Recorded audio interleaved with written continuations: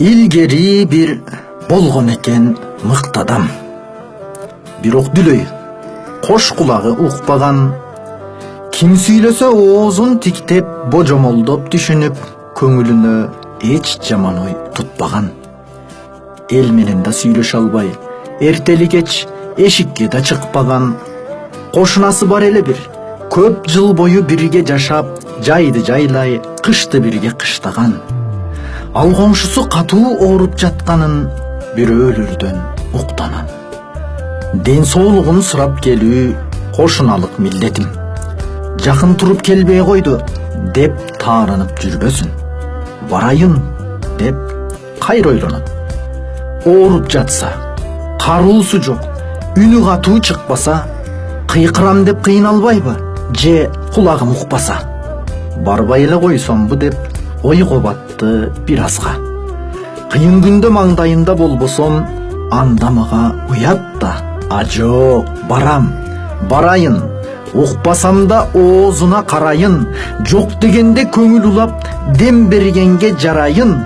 Эмнен айтып сүйлөшөмүн, сөзүм камдап алай. Мисалы мен кандай досум? Жакшысыңбы бүгүнде? Жакшы дейт да. Кудайга шүгүр дейм. Эмне ичип жеп жатасың деп тамырын тартайын. Шербет менен шорпо дейттир, аш болсун деп айтайын.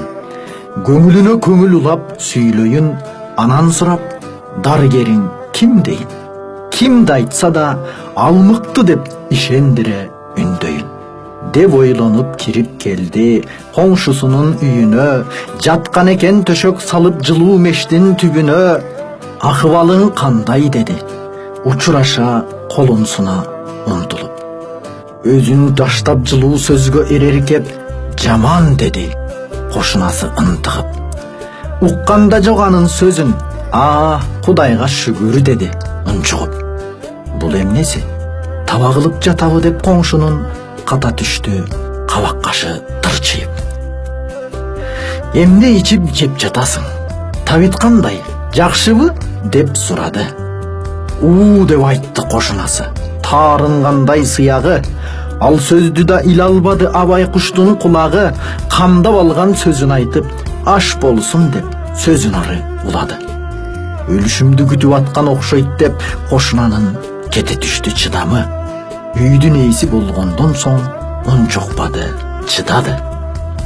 Кайсы доктур карап жатат деп суроосун таштады.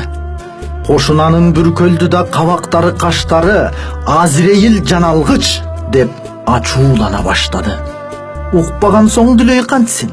Ал мыкты да, ишин жакшы аткарат, туура тандап алыпсың деп болушунча мактады.